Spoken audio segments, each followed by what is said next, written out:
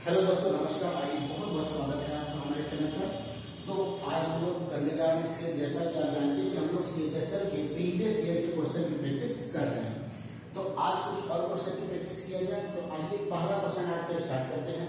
और पहला क्वेश्चन आप देखें कि अलजेब्रा से क्वेश्चन है दिया है कि यदि a + 1/a = 2, तो a की घात 118 + 1/a की घात 117 का मान क्या होगा।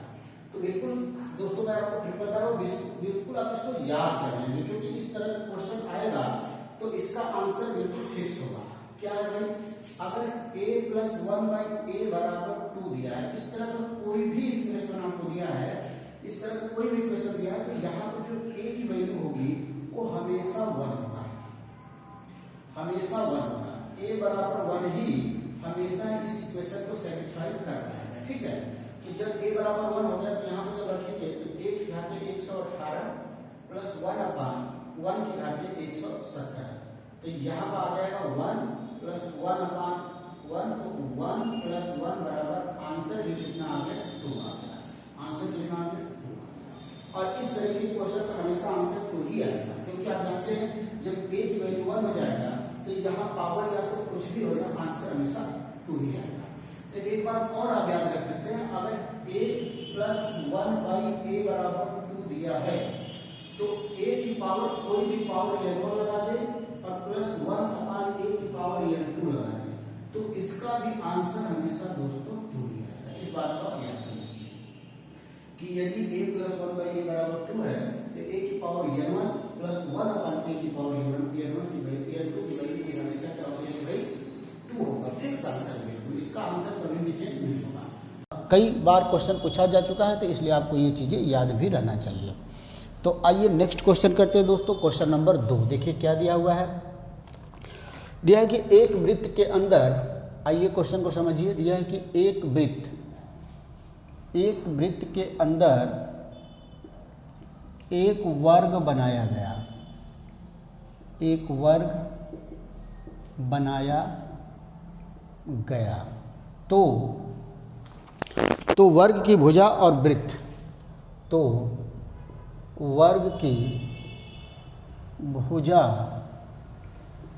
और वृत्त की त्रिज्या, वर्ग की भुजा और वृत्त की त्रिज्या का अनुपात क्या होगा। ये दोस्तों हम लोग का क्वेश्चन है। तो आइए ऑप्शन में लिख देता हूँ। पहला ऑप्शन दिया है कड़ी में 2:1, जो बी ऑप्शन है वो 2:1 है, जो सी ऑप्शन है 1:2 है, और जो डी ऑप्शन है 1:2 है दोस्तों।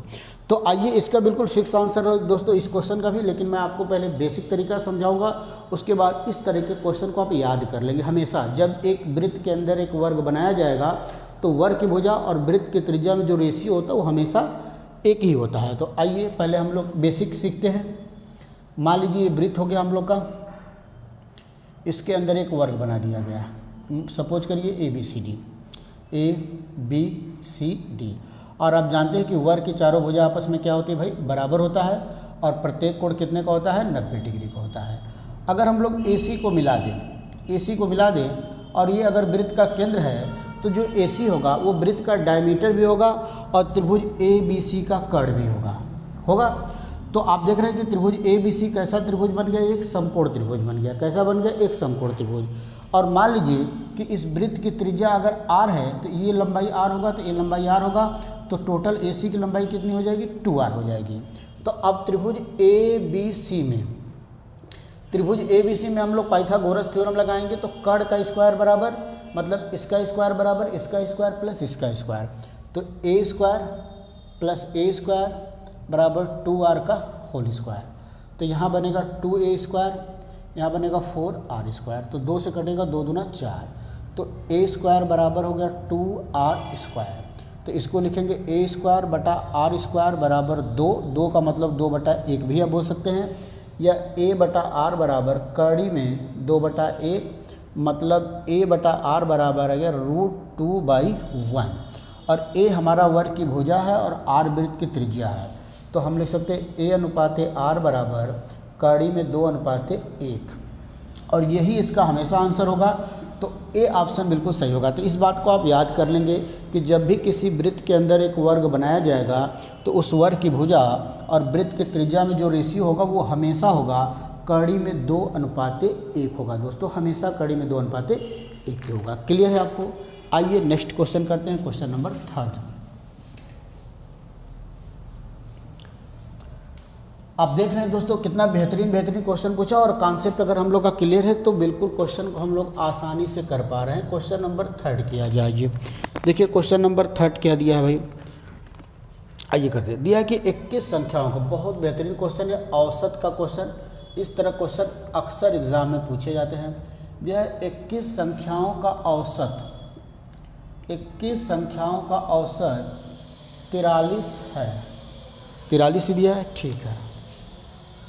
दिया कि यदि प्रथम 11 संख्याओं का औसत और प्रथम 11 संख्याओं का औसत 33 है और अंतिम 11 संख्याओं का औसत और अंतिम 11 संख्याओं का औसत 53 है, ये औसत है 53 है, तो 11वीं संख्या क्या होगी? तो 11वीं संख्या क्या होगी भाई? आइए ऑप्शन इसका हम लोग लिख लेते हैं जो एग्ज़ाम में हम लोग को दिया हुआ था। पहला ऑप्शन है 47, दूसरा ऑप्शन है 46, तीसरा ऑप्शन है 43 और चौथा ऑप्शन हम लोग के पास है 33। तो आइए दोस्तों इस तरीके के क्वेश्चन को हम लोग समझते हैं क्या दिया है। सबसे पहले तो हमको लग रहा है कि औसत सभी लोग जानते हैं, औसत बराबर होता है कुल पदों का योग बटा में कुल पदों की संख्या। तो अगर यहाँ से हमको योग निकालना है तो औसत गुणे यन हो जाएगा। योग बराबर होगा औसत गुणे यन। तो अगर औसत दिया है किसी कितने भी नंबर का और उसमें जितने नंबर है उसे गुणा किया जाए तो उतने का योगफल आ जाएगा। क्लियर है बात? तो अब देखिए यहाँ दिया है कि 21 संख्याओं का औसत 43 है। तो मैं आपसे पूछूंगा कि बताइए 21 संख्याओं का योग, कुल 21 संख्या है, तो 21 संख्याओं का योग, तो आप बोलेंगे इसका औसत 43 है और इसमें गुणा कर दिया जाए 21 से।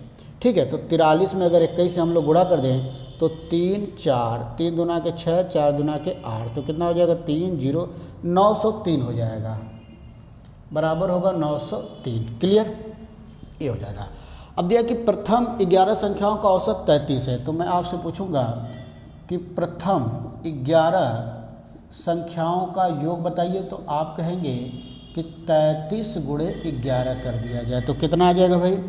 33 में 11 से गुणा करेंगे 3 3 3 3, तो 363 आ जाएगा। क्लियर है? और फिर अंतिम 11 संख्या का औसत, अंतिम 11 संख्याओं का योग, तो अंतिम 11 संख्याओं का औसत 53 और 11 से गुणा, तो 53 में 11 से गुणा किया जाए भाई 3 5 3 5, 583।